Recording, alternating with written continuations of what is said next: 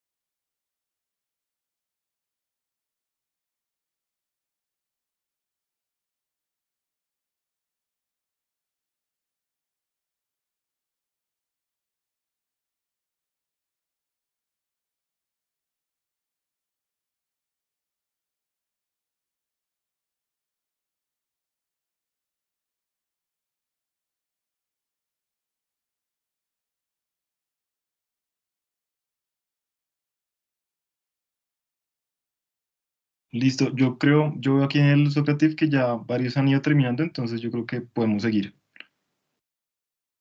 ¿Listo, Ale? ¿Estás por ahí? Sí, perfecto. Bueno, entonces iniciando con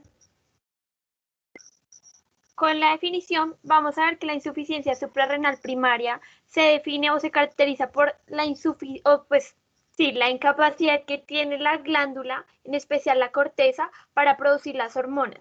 Eh, digamos que esta definición no la da un artículo, sin embargo, hay que tener en cuenta que cuando la destrucción de las glándulas es bilateral, puede incluso afectar la médula y también va a producir una incapacidad para segregar catecolaminas. Entonces también no solo es la incapacidad para producir cantidades suficientes de glucocorticoides y mineralocorticoides, sino que cuando la destrucción también es bilateral y severa, va a afectar la producción de catecolaminas. Bueno, porque antes se le conocía como síndrome de Addison, porque en 1855 Thomas Addison publica una obra que se llama On the Constitutional and Local Effects of Disease of the Adrenal Capsules, en las cuales él describe perfectamente las manifestaciones clínicas de esta patología, signos y síntomas. En esa época, la principal causa de la insuficiencia suprarrenal primaria era la tuberculosis. Con la aparición de la vacuna y el uso de los antibióticos, la incidencia disminuyó y actualmente las causas son atribuidas a destrucción autoinmune. Entonces aquí ya vamos a ver la etiología. Actualmente la causa más frecuente es la destrucción autoinmune, que puede ser aislada o asociada a endocrinopatías poliglandulares que son heredadas genéticamente. Infecciones, estas cada vez son menos frecuentes, como pues lo mencioné anteriormente, la tuberculosis, sepsis y VIH.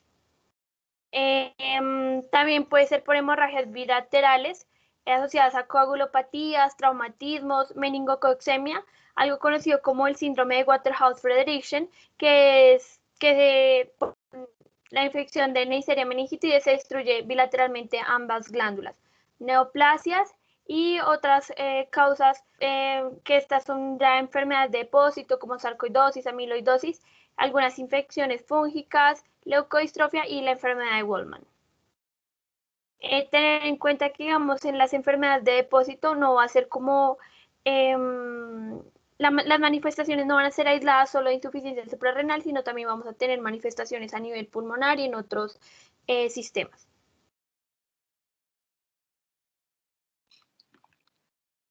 Listo, ya hablando de epidemiología, vamos a ver que en la insuficiencia suprarrenal, digamos, hay alguna literatura que menciona que los casos pueden ser de 66 en 1 millón de personas, pero digamos que hay otros que nos dicen que 144. Como podemos ver, las causas son muchas, sin embargo, la adrenalitis autoinmune constituye la principal causa en la actualidad, que es más o menos del 70 al 90%. Antiguamente era muy frecuente que fuese la tuberculosis. Otras causas pueden ser enfermedades infecciosas, como nos dijo Aleja, reemplazo por cáncer metastásico, entre otros medicamentos que también son tóxicos para la glándula suprarrenal. Digamos que el hecho de que la tuberculosis fuera la principal causa hace mucho tiempo era también por la no aparición de los antituberculosos y también la vacuna. Digamos que la medicina moderna revolucionó todo esto y cambió, digamos, las causas y ahora, digamos que como la frecuencia de tuberculosis disminuyó, pues asimismo quien se posicionó en primer lugar fue la adrenalitis autoinmune. Al hablar un poquitico de anatomía, vamos a partir desde la embriología y les quiero recordar que la glándula suprarrenal es un órgano que como tal se divide en dos, en médula y en corteza. La médula es de células que migran de la cresta neural, es decir, que vienen del ectodermo. Sin embargo, la corteza es de células como tal del mesodermo, que vienen de la raíz del mesenterio y de las crestas urogenital. Digamos que tienen sus dos orígenes embriológicos distintos y sus funciones también son distintas.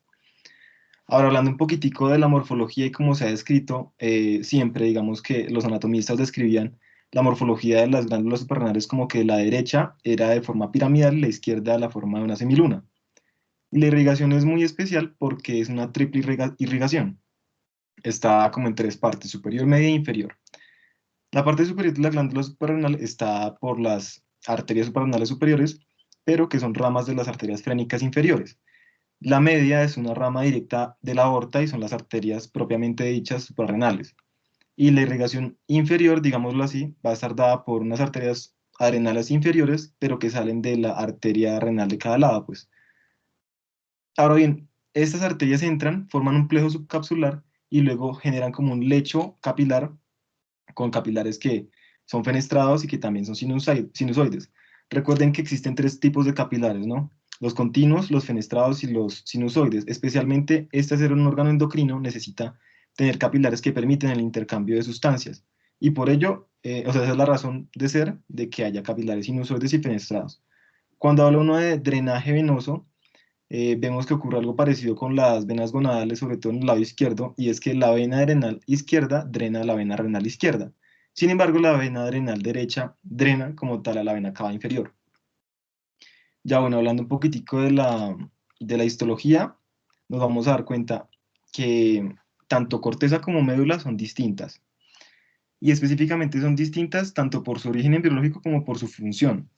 Nos damos cuenta que de externo a interno, histológicamente, está la cápsula. Hay tres zonas de corteza y hay una zona de médula. Resulta que los primeros histólogos, al ver la primera capa de la corteza suprarrenal, se dieron cuenta que era muy parecida a los glomérulos renales y por eso le pusieron la zona glomerular. Es importante porque produce una sustancia que se encarga del metabolismo de los minerales. Y al ser producida por la corteza, pues decidieron llamarlos mineralocorticoides, sobre todo la aldosterona, que se involucra, más adelante lo vamos a ver, que se involucra mucho y es, digamos, un pilar, digamos, fundamental en el metabolismo, en el sistema renina-angiotensina-aldosterona. Ahora bien, luego viene otra capa de también células cúbicas, células epiteliales cúbicas, y estas células forman unos cordones, sus membranas basales forman unos cordones, y por eso mismo se llamó la zona fasciculada. Aquí se produce una sustancia que se encarga del metabolismo de la glucosa, y por eso se empezaron a llamar glucocorticoides, sobre todo el cortisol. Finalmente, los histólogos se dieron cuenta de que esas membranas basales se empezaban a mezclar, se empezaban a enredar, como a enmarañar, y formaban una red. Esta red o esta zona, como enredada, le pusieron zona reticular por eso mismo. Y esta zona se encarga de producción de andrógenos débiles. Luego viene la médula adrenal, que digamos que no es como el pilar de la charla de hoy, pero es importante señalarla. Y la médula adrenal es básicamente un ganglio nervioso y es, digamos, un lugar que produce netamente catecolaminas. Son netamente somas neuronales con axones muy pequeñitos que tienen núcleos muy eucromáticos y que tienen unos gránulos que son cromafines. Estos gránulos están llenos de cromogranina y esta cromogranina contiene un 80% de adrenalina y un 20% de noradrenalina. Estas células se conocen como feocromocitos y se conocen así porque inicialmente al teñirse con cromo se teñían de color café. Ya pasamos a la siguiente diapositiva y aquí podemos verlas más cerca, las tres capas. Arriba con la letra C, pueden ver, perdón, por la letra G, pueden ver la zona glomerular, luego en el medio la zona fascicular y finalmente, pues que no se ve tan bien, que se ve como enredado, como algo no tan regular, es la zona reticular. Bueno, ahora vas a alejar con la fisiología.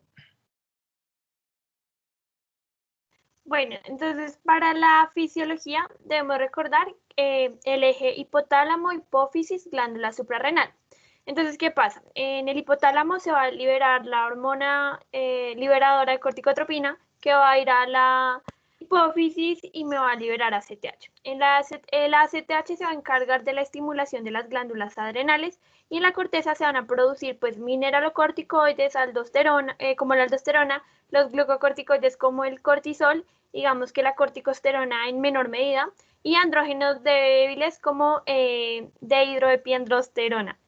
En la médula la epinefrina y la norepinefrina. Entonces, aquí en esta imagen ya tenemos el eje. Vemos que el hipotálamo me va a liberar bueno, me va a segregar la hormona liberadora de corticotropina que va a ir a la hipófisis anterior y en las células corticotraupas me las va a estimular para que me produzcan ACTH. La ACTH es liberada al torrente sanguíneo y va a llegar a la corteza de la glándula suprarrenal. En la corteza de la glándula suprarrenal hay un receptor acoplado, pues el receptor es de membrana acoplado a proteínas G. Entonces lo que va a hacer es que me va a pasar eh, pues estimulando a anilatociclasa, me va a pasar el ATP a AMP cíclico. Y el AMP cíclico me va a fosforilar proteína quinasa A y proteína quinasa A me va a permitir que se produzcan las enzimas necesarias para sintetizar cada una de las hormonas. Entonces, ¿qué varía dependiendo del lugar de la glándula suprarrenal? Varían las enzimas. Entonces, digamos que aquí tenemos las enzimas más claras.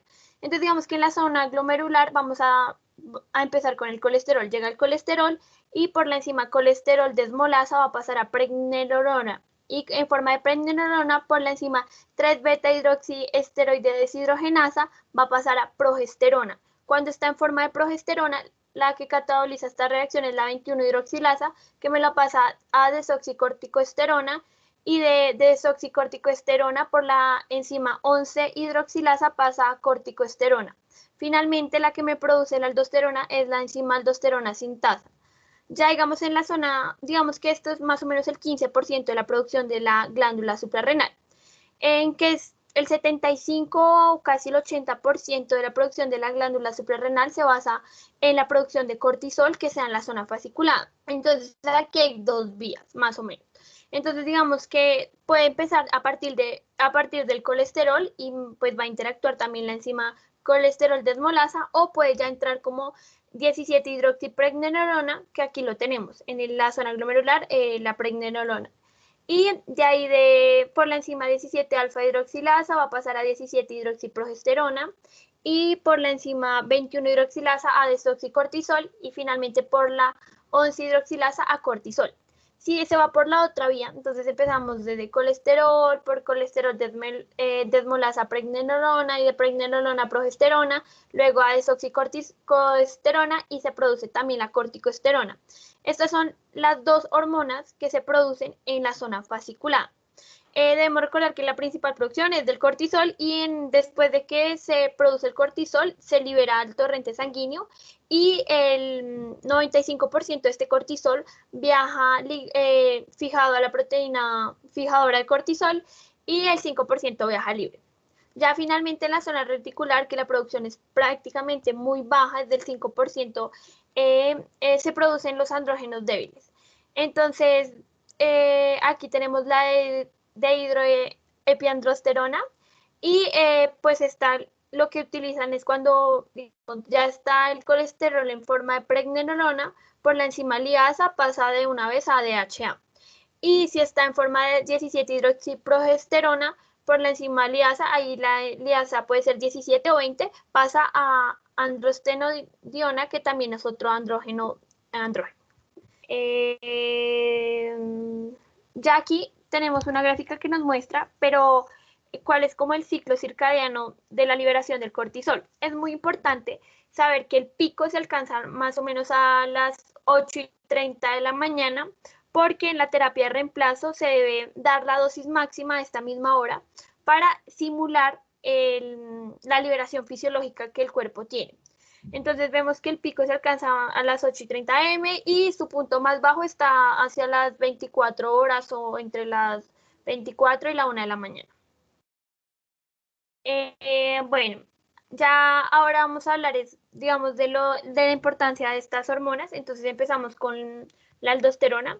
Recordemos que la aldosterona es fundamental en el eje renina-angiotensina-aldosterona, es uno de los principales reguladores de la osmolaridad plasmática y de la volemia. Entonces, básicamente lo que hace la aldosterona es que me trasloca canales ENaC en el túbulo contorneado distal, y me activa la bomba sodio-potasio ATPasa. ¿Para qué? Para que se reabsorba sodio. Entonces, lo que va a hacer es que me va a favorecer la reabsorción de sodio, y pues por gradiente me va a favorecer también la excreción de potasio. Otra cosa que hace la aldosterona es participa también en la regulación del equilibrio ácido-base, porque facilita la excreción de hidrogeniones y la reabsorción de bicarbonato. Bueno, entonces aquí hay algunas cosas que me favorecen la liberación de aldosterona, y otras que me lo suprimen. Entonces, aquí hay que tener en cuenta es como el eje renina-angiotensina-aldosterona. Digamos que si hay una caída en la presión arterial, los vasoreceptores van a sensar eso y esa caída, los vasoreceptores que están en la arteriola deferente del glomérulo renal van a sensar esa caída de la presión arterial y van a estimular a que se produzca angiotensina 2, que va a permitir que se libere aldosterona. Por otra parte, también una caída en el nivel de sodio, que va a ser sensado por la mácula densa, por los quimiorreceptores de la mácula densa, van a facilitar también a que aumenten los niveles de aldosterona. Y pues porque la aldosterona me va a favorecer todo este proceso. Esto es importante tenerlo en cuenta porque en las manifestaciones clínicas los pacientes que tienen insuficiencia suprarrenal primaria van a tener desequilibrios hidroelectrolíticos. Entonces hay que saber cuál es la función de la aldosterona como para enfocar al paciente como no, tiene hipercalemia, adicionalmente tiene hiponatremia y ahí se puede enfocar más fácil. Bueno, ahora el cortisol. El cortisol es una hormona que va a tener receptores intracitoplasmáticos y nucleares. Entonces, lo que van a hacer es que va a inducir la síntesis de proteína y también la transcripción génica. Entonces, la función del cortisol, y pues el cortisol tiene receptores en casi todas las células. Entonces, sus funciones son múltiples.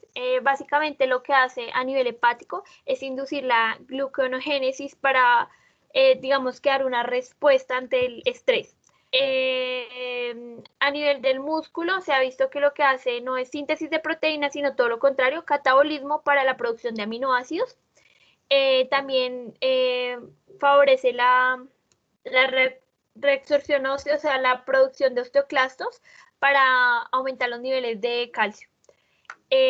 A nivel central, inicialmente puede producir lipólisis, pero cuando los niveles de cortisol están altos o se mantienen sobre el tiempo, lo que hace es lipogénesis. Y generalmente lo que se ha considerado como glucocorticoide porque, bueno, el nombre de gluco se lo dan es porque favorece como la producción de glucosa, como para mantener el cuerpo en estos estados de estrés. Entonces lo que hace es buscar la gluconeogénesis, todo lo que le pueda dar energía al cuerpo para mantenerlo en estas condiciones de estrés. Entonces aquí como un esquema de lo que hace cada hormona, digamos la aldosterona, reabsorción de sodio, excreción de hidrogeniones, y está regulada por el sistema renina-angiotensina-aldosterona. Ya el cortisol y la corticosterona tienen funciones hiperglucemiantes, estimulan la gluconeogénesis. Bueno, otra cosa que sí es importante aquí es lo de antiinflamatorio y inmunodepresor. Debemos recordar que el cortisol bloquea la fosfolipasa, bloquea la fosfolipasa y la respuesta inmune. Adicionalmente, también se ha visto que disminuye la cantidad de eosinófilos y las citoquinas proinflamatorias. Entonces, también es muy utilizado como para medir la respuesta inflamatoria. Y ya, digamos, la DHA que está involucrada en el desarrollo de características sexuales secundarias. Por último, en la médula, pues vamos a tener las catecolaminas y estas van a tener efectos pues como son el principal neurotransmisor del sistema nervioso autónomo, van a tener efecto simpático-mimético y pues van a estar encargados de la regulación, digamos, de la frecuencia cardíaca, la presión arterial y pues en algunos casos de glucogenólisis. Ahora vamos a ver la fisiopatología de la insuficiencia suprarrenal primaria. Entonces, lo que se ha descrito es que es una suprarrenalitis autoinmunitaria asociada a síndromes poliendocrinos autoinmunitarios. En los estudios que se han realizado se han visto que están relacionados con mutaciones en el gen regulador de la proteína aire, porque la proteína aire está involucrada en la expresión de antígenos tisulares en el timo y pues cuando está mutada esta proteína lo que va a hacer es que estos linfocitos T van a atacarme la glándula y van a generar una destrucción generalmente de la corteza, y esta destrucción de la corteza me va a producir una caída de las hormonas. Que se ha visto que la mayoría de antígenos, bueno, de los autoanticuerpos reaccionan es contra la enzima 21 hidroxilasa. Entonces, depende también del síndrome poliendocrino autoinmunitario. Entonces, aquí podemos ver, tenemos nuestra glándula suprarrenal y los autoanticuerpos que me van a destruir la corteza principalmente. generándome una incapacidad para producir las hormonas y pues la insuficiencia suprarrenal primaria.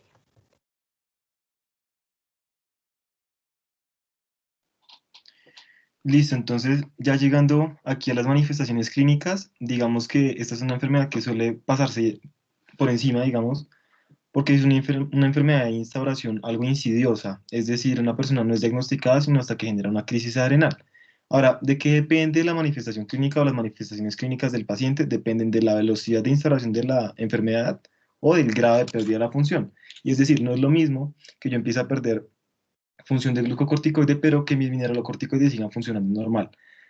Digamos que la principal manifestación de la crisis adrenal como tal, y digamos que esa es la forma de diagnóstico de muchas personas que no sabían que tenían la enfermedad, y voy a poner un ejemplo algo así como burlesco, y es que cualquiera de los que estamos acá puede que tengamos enfermedad de Addison sin saberlo hasta que hagamos una crisis adrenal, ¿sí? Es algo, digamos, muy poco probable, porque como les comentaba, digamos que es una enfermedad muy poco frecuente, pero en muchas personas el diagnóstico se hace porque el paciente genera una condición de estrés y hace una crisis suprarrenal. Y esas crisis son complicadas porque ponen en riesgo la vida. Entonces, les voy a poner el ejemplo. Y dado que la manifestación predominante es el shock, pero si yo tengo mis mineralocorticoides o la función mineralocorticoide totalmente indemne, pues es claro que no voy a hacer síntomas tan graves o no voy a hacer manifestaciones tan graves. Digamos que entre los signos que podemos encontrar en la práctica clínica está la hipotensión y se explica precisamente por los mineralocorticoides y también se ha propuesto que al haber menos cortisol, menos glucocorticoides, también hay una disminución de la actividad de la angiotensina 2. Ahora bien, estamos hablando de una persona que, si bien no puede retener líquidos, pues empieza a deshidratar y empieza a disminuir su volumen sanguíneo. Al disminuir su volumen sanguíneo, pues puede generar hipotensión, puede generar síncope, puede generar lipotimias, hipotensión postural. Y digamos que se ha escrito que estas personas, pues netamente por fisiología, al hacer hipotensión generan taquicardia refleja. También se ha descrito la hiperpigmentación y esta hiperpigmentación está principalmente en zonas pliegues. Estos dos signos, digamos que la literatura describe que una vez iniciado el reemplazo hormonal, estos signos disminuyen, es decir, remiten, ¿sí? La hiperpigmentación, la explicación es basada respecto a la propia melanocortina, que es una prohormona de la cual salen tanto la alfa-lipotrofina como la ACTH y también la hormona estimulante de melanocitos. ¿Qué ocurre? Que al haber más propio melanocortina, va a haber más hormona estimulante de melanocitos y los melanocitos van a empezar a producir más melanina. Al haber más melanina, hay como más pigmentos en la piel, sobre todo en zonas de roces, en zonas de pliegues, y digamos que en algunas personas en zonas de pliegues palantares y palmares. Otro signo, digamos que es muy característico, aunque digamos que se ha restringido únicamente a hombres, es la calcificación del cartílago auricular, porque es uno de los efectos que tiene la deficiencia crónica del cortisol. Este signo, digamos que sí se ha dicho que no remite con el tratamiento, entonces digamos que va a perdurar en la persona. Y otro, digamos que es algo similar, pero es el vitiligo, algo relacionado. Quisiera preguntar si alguien sabe o alguien puede decirme qué es el vitiligo, conoce el vitiligo o sabe algo del vitiligo. Que levante su mano y nos cuente, por favor. Así sea algo muy simple, muy básico. Listo. Juan Sebastián Vargas. Tengo entendido, buenas noches, tengo entendido que son anticuerpos contra los melanocitos. Ok, sí, por ahí va la fisiopatología. Entonces, el vitíligo, digamos que es realmente la despigmentación de la piel por destrucción exactamente de los melanocitos, autoinmune, ¿sí? Ocurre, digamos que en tronco, extremidades, se ha descrito en muchas partes y digamos que realmente no es que sea un signo de la enfermedad como tal, de la insuficiencia renal primaria, sino que en un 47% de los pacientes con enfermedad de Addison se ha descrito que presentan otras enfermedades autoinmunes y como ustedes saben, usualmente las enfermedades autoinmunes vienen con acompañante. Digamos que la principal, otra enfermedad autoinmune que se relacionó a esta enfermedad, a la insuficiencia renal primaria, fue hipotiroidismo autoinmune. Entonces, y bueno, eso en un 26% de los casos. Y la segunda fue el vitíligo, ¿sí? Entonces, digamos que no es realmente que la enfermedad de Addison produzca vitiligo, sino que suelen estar juntos, ¿sí? Entonces, es importante también que en la práctica clínica Al ver en un paciente con vitiligo, con una enfermedad autoinmune, no se quede únicamente con ese, sino empiece a dar signos de alarma o empezar a preguntarse otras cosas, ¿sí? Hay otras manifestaciones u otros signos que se presentan, pero están asociados más a los síndromes poliglandulares y que claramente se presentan con más signos y más síntomas que refieren a los otros problemas glandulares que hay en la persona. Ya hablando de los síntomas, que es lo que van a referir los pacientes, vemos que son síntomas muy específicos y digamos que la fatiga es uno de esos. Los pacientes experimentan este síntoma de fatiga y molestias gastrointestinales. Realmente las molestias gastrointestinales no se ha descrito porque aunque digamos hay algunas como ideas de por qué puede ser y también se ha descrito la pérdida de peso. La pérdida de peso se ha descrito por la anorexia y por la deshidratación del paciente. Si recordemos que el paciente es un paciente que está perdiendo líquidos todo el tiempo. Y también se ha descrito el deseo de sal. ¿Por qué? Pues netamente porque el paciente todo el tiempo está perdiendo sal a la vía renal. Ahora, hay síntomas gastrointestinales que, como pues les decía, realmente esas quejas gastrointestinales usualmente son náuseas, son diarrea, vómito. Algunas personas también cursan con estreñimiento, pero digamos que son muy inespecíficos y pueden variar. Aquí lo que nos preocupa en síntomas gastrointestinales son las náuseas y el vómito porque pueden ser desencadenantes de una crisis adrenal, dado que una persona normal con náusea y con náusea, vómito y diarrea, puede deshidratarse. Ahora una persona que no está reteniendo líquido y que no está absorbiendo líquido y encima lo está perdiendo por otras vías, pues claramente es una persona que va a estar sometida a niveles de estrés mayores, netamente por la deshidratación. Ahora bien, los síntomas reproductivos en mujeres, digamos que se ha descrito la menorrea en 25% de las pacientes, también la disminución del vello axilar y el vello púbico, así como de la libido en las mujeres. Digamos que estos síntomas no ocurren en hombres porque la producción principalmente de andrógenos en hombres está centrada en los testículos, pero pues claramente las mujeres no tienen ese órgano de producción de andrógenos. Lo que les comentaba de la menorrea se ha presentado en un porcentaje de mujeres pues mezclado con pérdida de peso y enfermedad crónica, pero también se ha descrito a insuficiencia ovárica primaria. Digamos que de más en síntomas musculoesqueléticos vamos a encontrar pues mialgias, artralgias. Estos síntomas también remiten cuando el paciente empieza a ser controlado con terapia oral, terapia de reemplazo. Otros síntomas musculoesqueléticos pueden ser las contracturas, pero esos no resuelven tan fácil y algunos pacientes requieren tratamiento de terapias, fisioterapia para revertir estas contracturas. Entre los trastornos psiquiátricos, o más bien síntomas psiquiátricos que pueden presentar los pacientes, está deterioro de la memoria, depresión. Es muy frecuente en mujeres que desarrollan depresión, mujeres con síndrome, con insuficiencia renal primaria. También digamos que la psicosis se ha descrito, pero la psicosis es algo muy particular y es que los otros síntomas suelen revertir muy rápido, pero la psicosis suele requerir meses para revertir. Aquí hay como tal una tabla de la Sociedad de Endocrinos donde nos describen como tal los signos y síntomas de la insuficiencia adrenal y de las crisis adrenales. También nos describen también los laboratorios que hay que tener en cuenta y sobre todo, digamos, tiene uno que vigilar mucho el sodio y algunos pacientes pueden presentar delirium también por hiponatremia, vigilar el potasio por la cuestión de las arritmias y también el metabolismo de la glucosa con la hipoglicemia y también tener muy en cuenta la hipercalcemia que nos mencionaba Aleja ahorita cuando hablaba de la fisiología. Ahora vamos a hablar un poquitico de crisis adrenales y en las crisis adrenales es importante mencionar que suele presentarse cuando los pacientes están sometidos a una condición de estrés suprafisiológico, pues, y que pues es una condición de estrés a la que no están acostumbrados. Las guías definen que el paciente con insuficiencia renal primaria debe manejar unos niveles de estrés constante, pero esto no se refiere a que todo el tiempo debe estar en condición de estrés, sino que no puede tener como oscilaciones, me refiero. ¿Sí? Como les decía, la principal manifestación de la crisis suprarrenal es el shock, pero hay pacientes que presentan otros síntomas inespecíficos y usualmente están dados o por aumento del estrés, como puede ser una infección, entre otros, como también puede ser cuando los pacientes ya estén diagnosticados, ya sea primaria o secundaria, la insuficiencia, pero no tienen un reemplazo que sea suficiente. Es decir, y les voy a poner un ejemplo aquí, es como un paciente diabético que tiene que usar insulinas, usa las insulinas, pero tiene glicemias de 250. Entonces no funciona el tratamiento. Aquí hay como tal una tablita de la frecuencia, digamos, de las personas que hacen con insuficiencia renal, que hacen crisis arenales, y podemos ver que hay muchas personas que no lo hacen. Sin embargo, digamos que un 50% en insuficiencia arenal primaria no hacen nunca una crisis arenal, pero hay muchas personas que sí, y hay personas que hacen hasta más de 4 crisis arenales.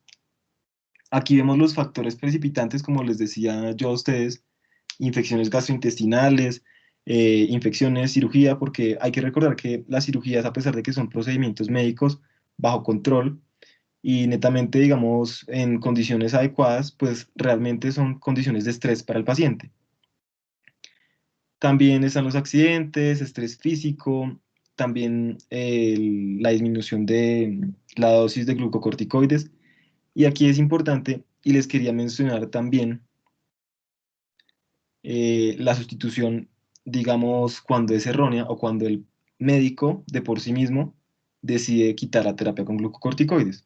¿Por qué? Porque el médico mismo, al quitar la terapia, puede desencadenar que el paciente, así sea únicamente con corticoides inhalados, puede generar al paciente una insuficiencia renal, sobre todo en los casos de asma y EPOC, donde los pacientes tienen que consumir dosis de glucocorticoides. Entonces, como les decía, puntos claves son las dosis insuficientes de glucocorticoides o mineralocorticoides, el vómito y la diarrea causados por enfermedades gastrointestinales u otras enfermedades. Recuerden que también esto no excluye otras infecciones, es decir, otra manifestación de la crisis adrenal o del cuadro clínico del paciente podría ser, digamos, tos y estertores bionasales, y sería una neumonía la que le causó la crisis adrenal. Entonces, digamos que uno no puede hacer diagnóstico de insuficiencia adrenal sin ver todo el contexto clínico. Es preciso uno darse cuenta de qué es también lo que le genera al paciente la crisis. Esta es, digamos, otra cosa importante que quería mencionarles, y es que a todo paciente con insuficiencia renal hay que aumentarle la dosis de glucocorticoides durante infección o durante periodos de estrés fisiológico. Y esto hay que decírselo al paciente también. Otra causa muy aguda, y digamos que esta sí la instauración tendría que ser muy súbita, y es la destrucción bilateral de la glándula suprarrenal, ya sea por infarto o por hemorragia. Y esto inmediatamente precipita crisis adrenal porque el paciente deja de un momento a otro de producir corticoides. Lo que les mencionaba también del desenmascaramiento de la insuficiencia suprarrenal secundaria en pacientes que son retirados del tratamiento abruptamente. Y aquí se destaca que no solo se habla de glucocorticoides orales, sino también de los inhalados y cualquier otra formulación que tenga el paciente. Otra podría ser, digamos, subiendo un poquitico en el eje, perdón, un infarto hipoficiario, pero claramente se relacionaría con otras características importantes y otras alteraciones en otros sistemas que componen el eje hipoficiario. Ya que hablamos de diagnóstico, y esta es una guía del 2014 más o menos, pero es muy buena y nos habla que todo parte de una sospecha clínica de insuficiencia adrenal. Y aquí se trata de buscar primeramente el cortisol basal. Como Aleja nos comentaba ahorita, hay un pico de cortisol en la mañana, así que se decide tomar esos niveles de cortisol en las 8 a las 9 de la mañana. Y hay dos límites, digamos, que nos excluyen o nos confirman el diagnóstico. Resulta que si el paciente tiene más de 18 microgramos por decilitro de cortisol, se excluye el diagnóstico como tal. Pero si el paciente tiene menos de 3,6, inmediatamente hay que iniciar tratamiento sustitutivo con corticoides. Hay unas áreas en gris que son de probabilidad alta, baja y muy baja. Y en ellos, digamos, se puede, entre los dos límites, entre los dos costados, o excluir o inmediatamente iniciar tratamiento sustitutivo. Las recomendaciones siempre son, siempre que usted esté seguro, pues trate de confirmarlo. A pesar de que usted esté seguro, trate de confirmar las cosas y que no se esté equivocando y que no sea una insuficiencia renal secundaria y usted esté pensando que es primaria. Si la probabilidad es muy alta, usted tiene la opción de iniciar de una vez tratamiento sustitutivo con corticoides o hacer un test corto de ACTH. Si la probabilidad es media, que es entre 10 y 15, sí o sí hay que hacer el test corto de ACTH. Y si está entre 15 y 18, puede uno o excluir diagnóstico o puede hacer el test corto. ¿Cómo se hace este test corto de ACTH? Se administra una dosis de ACTH al paciente y se mide el cortisol a los 30 minutos. Algunas otras guías describen que en un periodo de 30 a 60 minutos. UpToDate nos dice que de 60 minutos. Y bueno, a partir de esto, uno, si se va por la sospecha de insuficiencia renal primaria, hay dos posibilidades: que si se estimuló correctamente a la glándula suprarrenal y ella respondió, es decir, produjo más cortisol, se excluye el diagnóstico. El límite sería 18 microgramos por decilitro. Si el paciente tuvo más de eso, excluimos diagnóstico. Pero si tuvo menos de eso, la probabilidad de que esté cursando con una insuficiencia renal es muy alta, así que iniciamos tratamiento sustitutivo con corticoides. Este es el algoritmo que nos presenta UpToDate y este se basa, digamos, que en un paquete inicial de 3 exámenes. Entonces nos dice, mídale al paciente la ACTH basal y administrele el cortisol, la ACTH, la adrenocorticotropina, y mídale el cortisol a los 60 minutos. Y entonces, si los resultados son los esperados, es decir, si el paciente responde correctamente a sus niveles de ACTH y responde también a la dosis de adrenocorticotropina, el paciente está bien y no tiene insuficiencia renal.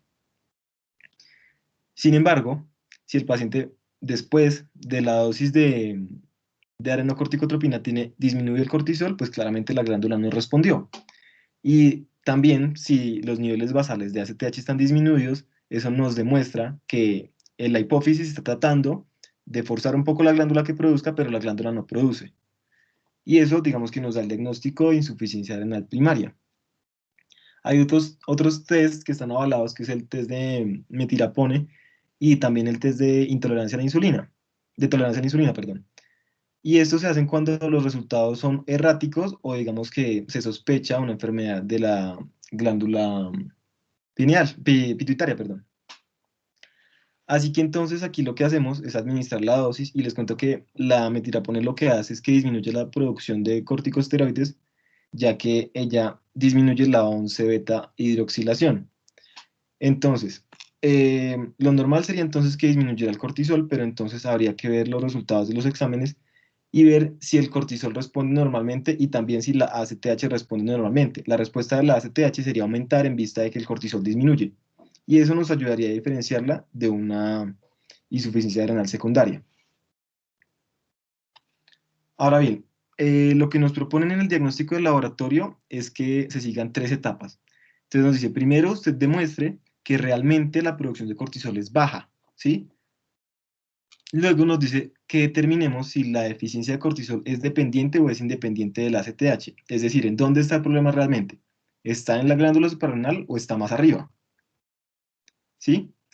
Y para eso, digamos que nos pide, ahí sí, pues diferenciar lo que les mencionaba de si es una insuficiencia renal primaria o secundaria. Ahorita el gold standard es la estimulación con corticotropina y pues el diagnóstico de insuficiencia suprarrenal primaria debería hacerse así. Se ha estudiado razonablemente y digamos que está validada para esta. También se ha validado la prueba de tolerancia a la insulina, pero pues digamos que realmente yo no conozco si aquí en Colombia existe el metirapón. Yo busqué y hasta el 2010 no había, pero pues no sé si hay alguien de semestre superior que nos pudiera pues decir si lo ha escuchado o si lo ha empleado, o pues tocaría preguntarle al doctor Coy. Digamos que la prueba de la CTH igualmente es muy buena y digamos tiene un buen desempeño, y esta consiste en que pues se administran los 24 primeros aminoácidos de la CTH. Realmente no se administra la CTH propiamente dicha, aunque algunos países utilizan la CTH porcina, pero no ha demostrado realmente un resultado superior.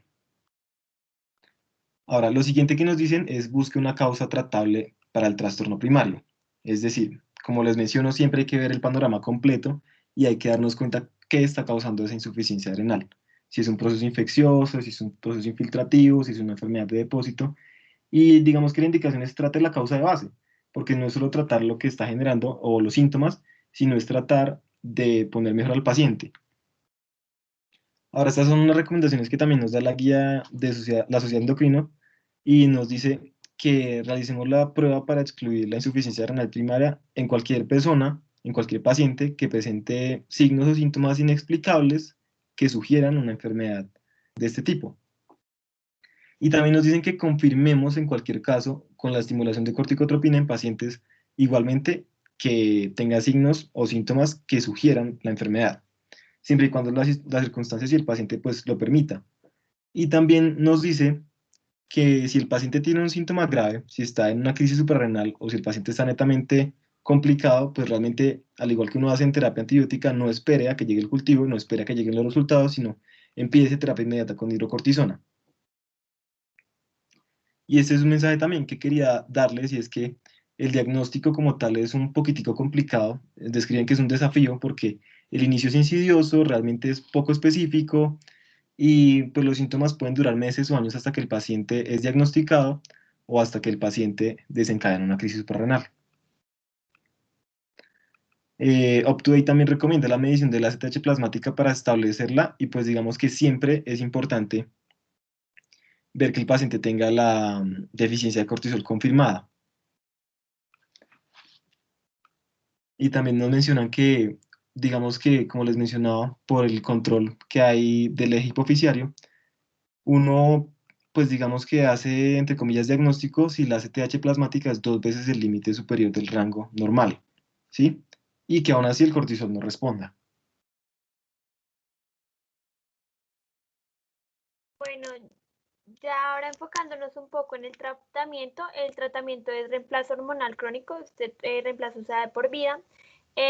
Las guías recomiendan reemplazar la deficiencia de cortisol con hidrocortisona y la deficiencia de aldosterona con fludrocortisona. Recomiendan estar muy pendiente y titular estas dosis dependiendo de la evolución clínica de cada paciente. Entonces, para cada paciente hay una dosis como adecuada, que se adecua a sus niveles de estrés y a sus condiciones de vida. Entonces, tener en cuenta también que las dosis deben aumentarse durante infecciones, traumas, cirugías o situaciones estresantes en busca de disminuir la incidencia de crisis, y porque sabemos que las crisis son situaciones que ponen en riesgo la vida del paciente. Y a todos los pacientes se les recomienda aumentar la ingesta de sal.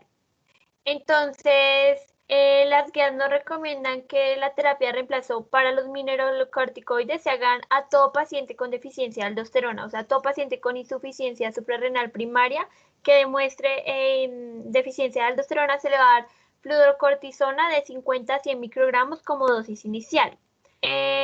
Digamos que a todo paciente con insuficiencia suprarrenal primaria se le va a hacer terapia con hidrocortisona porque pues el cortisol es lo que principalmente se produce en la glándula, y este reemplazo se le va a dar con hidrocortisona, dosis inicial de 15 a 25 miligramos día, pero esta dosis la vamos a repartir de 2 a 3 veces, o sea, vamos a ir la dosis en 2 o 3 tomas.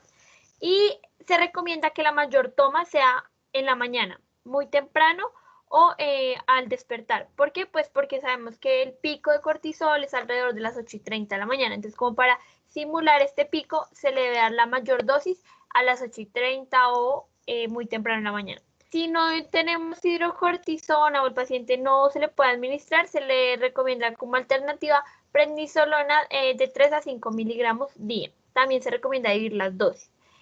Ya para dar suplencia de DHA, no se recomienda en todos los pacientes con insuficiencia suprarrenal primaria porque sabemos que es solo el 5% de la producción de la glándula. Solamente se le va a hacer suplencia a mujeres con insuficiencia suprarrenal primaria que adicionalmente presenten disminución del líbido y síntomas depresivos. Las guías son muy claras diciendo que si la paciente después de un periodo de 6 meses de reemplazo no manifiesta mejoría de los síntomas, se suspenda porque pues no es necesaria la terapia.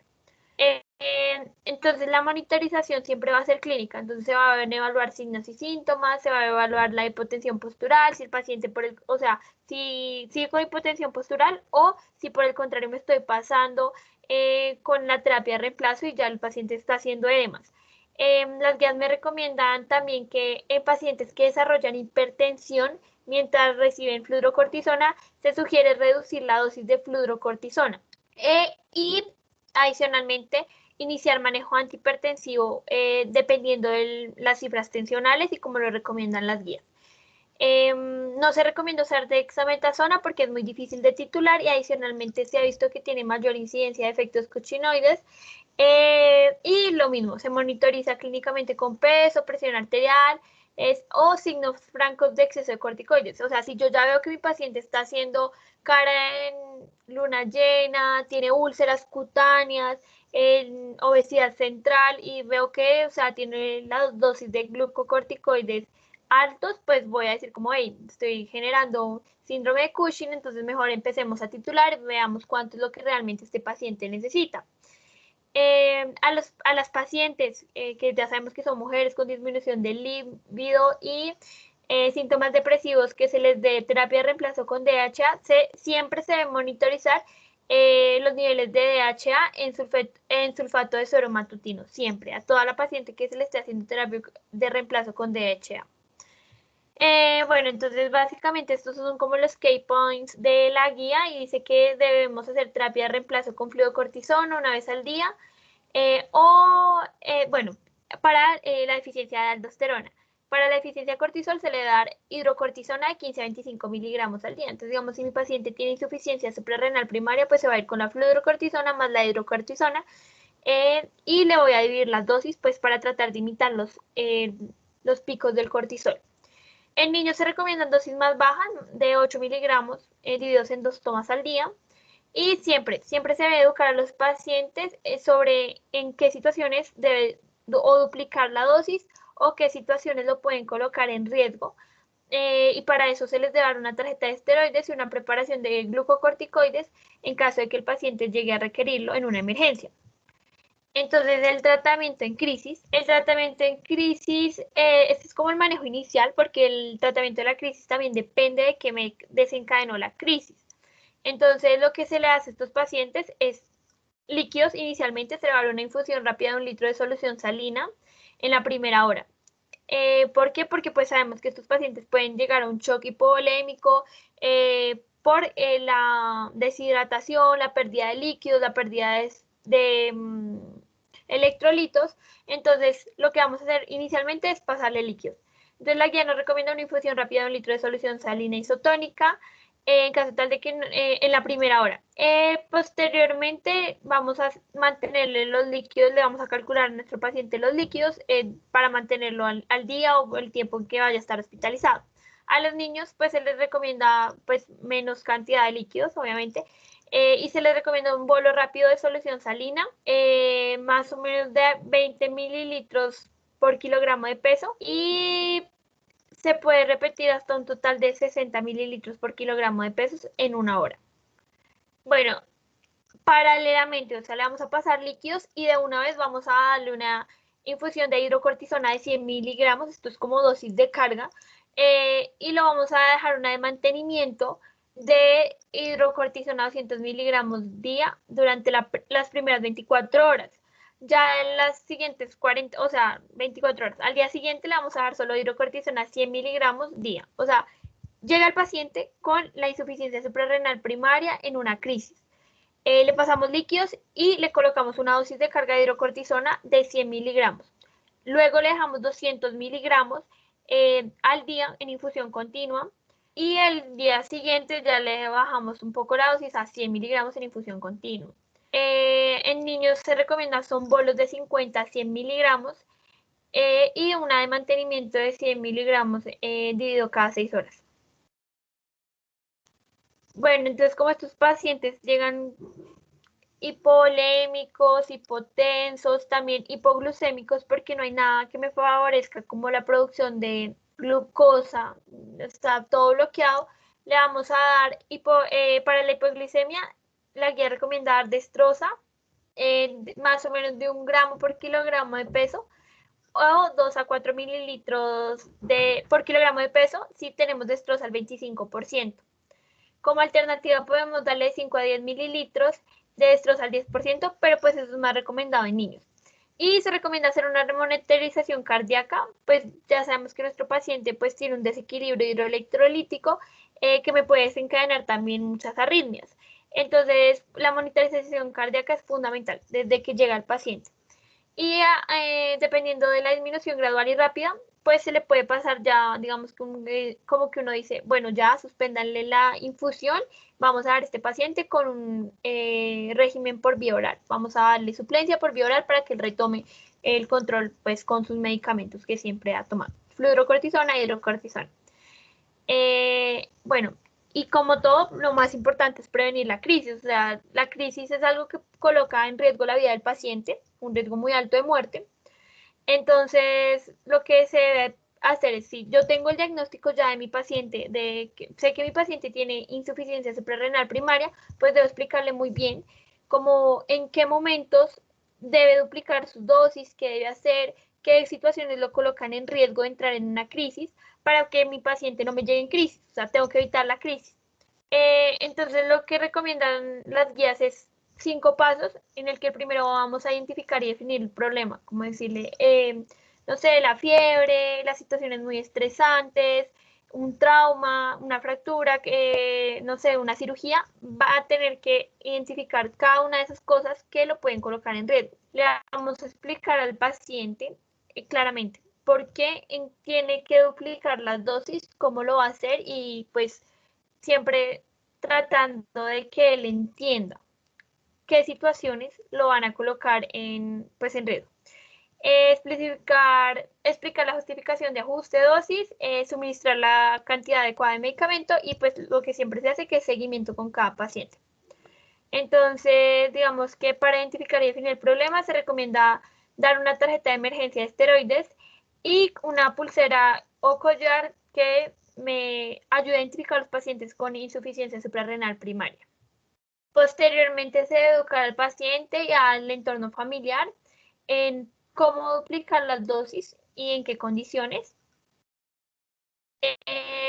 Y prestar especial atención a las condiciones de estrés y enfermedad. Entonces, si el paciente hizo fiebre, si el paciente pues le dio una gripa, entonces en estos casos el paciente tiene que duplicar el mismo la dosis para evitar que entre en una crisis. También es importante aquí explicarle al paciente que cuando él sienta que está en riesgo de entrar en una crisis, también es importante consultar, como si tuvo que administrarse parenteralmente una preparación de glucocorticoides porque está en una condición de estrés o enfermedad, debe posteriormente a la aplicación de la preparación de glucocorticoides acudir al centro de salud, al servicio de salud y decir como, hey, pasó esto, porque tiene mucho más, o sea, tiene mucho más riesgo de entrar a la crisis. Lo que se le debe dar también al paciente es un suministro de hidrocortisona y fludrocortisona, pues porque, digamos, si le dan al paciente los medicamentos exactos, si él se siente enfermo o está en condiciones muy estresantes y no puede duplicar la dosis, pues evidentemente si no tiene la medicación, pues va a entrar a la crisis porque no la va a estar consumiendo de tal manera. Y por último, el seguimiento. Con estos pacientes es muy importante, desde el inicio, titularles las dosis, hacerle seguimiento a manifestaciones, o sea, si uno empieza a ver exceso de corticoides, si empieza a ver que los síntomas no mejoran, entonces para ir titulando las dosis. Y básicamente eso era lo que tenemos para contarles de la insuficiencia supraadrenal primaria y queríamos saber qué dudas o inquietudes tienen sobre el tema.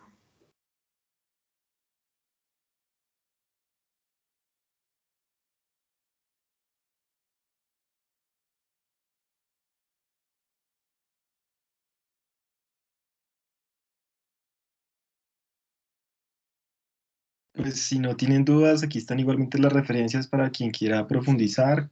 Nos basamos sobre todo en guías de la Sociedad de Endocrinológicos, también en UpToDate.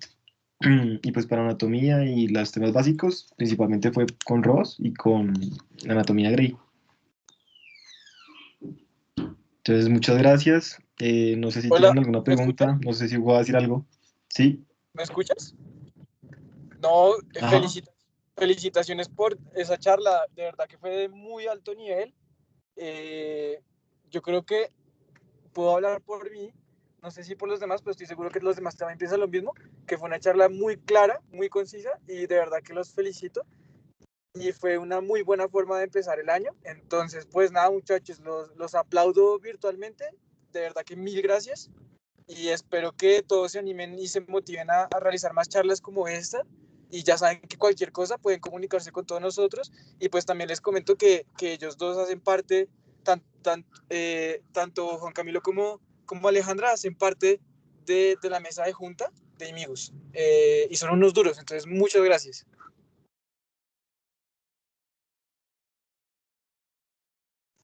Bueno, chicos, agradecerles de verdad el espacio y pues queríamos resolver dudas, pero pues si no hay, de verdad muchas gracias, gracias por su tiempo y pues quedamos pendientes. También pueden escribirnos cualquier cosa si tienen alguna pregunta o quieren conocer más o quieren que les enviemos más artículos sobre el tema.